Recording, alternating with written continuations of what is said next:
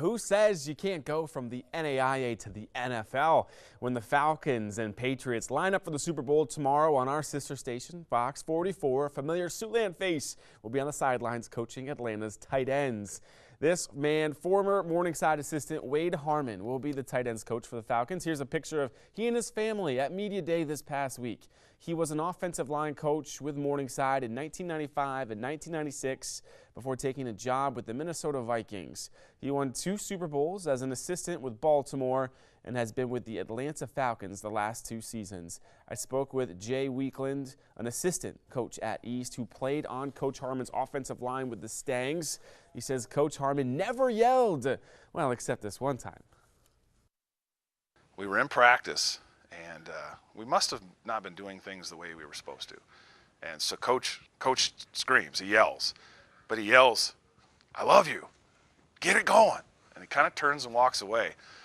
And at dinner that night, Mike is across the field, and he turns to the D lineman and says, "Guys, you better buckle up. When they come over here, we're going to get a tail kick." And we did. We got after the D line that day. But Mike tells the story great. He's like, once I heard him holler, and we've never heard him holler, and when he yelled, "I love you," we knew we were in trouble. So you don't have to yell and scream to be an NFL caliber coach. Weekland spoke to Coach Harmon last night after the Falcons practice. As you can imagine, Harmon says he's very excited for tomorrow night's kickoff. Didn't tell us any of the game plan though, right? Another Siouxlander did big things today. Former Sioux City East runner Carter Lilly broke Iowa's all-time school record in the 800-meter run, previously held by former Hawkeye and world champion Eric Sowinski. That mark ranks 5th in the nation and 3rd in the Big Ten.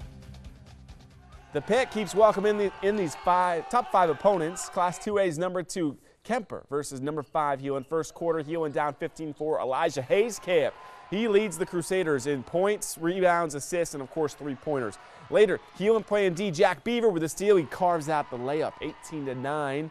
Kemper still up. And then later it's Hayes-Camp. This is why this kid's getting Division I looks. He drives the baseline and scores. But the Knights, they're number 2 in the state behind only Western Christian for a reason.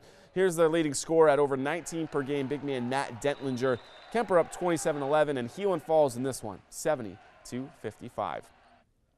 If you live in Siouxland, you could have hopped on I-29 south for an hour or so and gone to the Xavier Creighton game, but your GPS would not tell you about the crossroads you would find the Blue Jays on when you got there. NCAA assist king Maurice Watson Jr. has been lost for the season with a knee injury for 2.5 weeks now, and the team has dropped 2 of 4 games since then.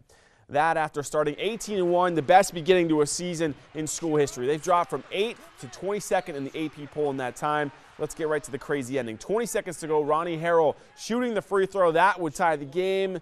But no, it goes begging. After a Xavier free throw, one more chance for the Jays. Kyrie Thomas drives to the paint. He looks to tie the game, but misses the layup.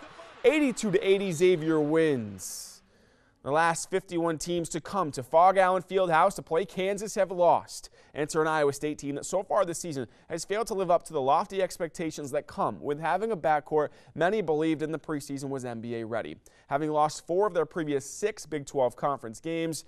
And by the way, the Jayhawks just topped number 2 Baylor and on paper look like a lock to be a 1 seed come tourney time. The Cyclone guards were great today. A school record 18 3-pointers, a combined 79 points from that man, Deontay Burton, Monte Morris, and Nazareth Michu Long. Let's get to this crazy finish. Closing seconds of regulation. We're tied at 82. The Jayhawks, Frank Mason III, misses the game winner. We are headed to overtime. In OT, Iowa State up 87-86. Donovan Jackson with the corner 3.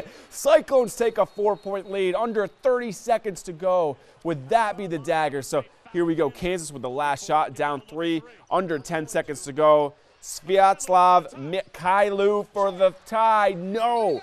The Cyclones snap the 51-game home winning streak for Kansas, 92-89, the final. If you're a Cyclones fan, you've got to be pretty excited about this.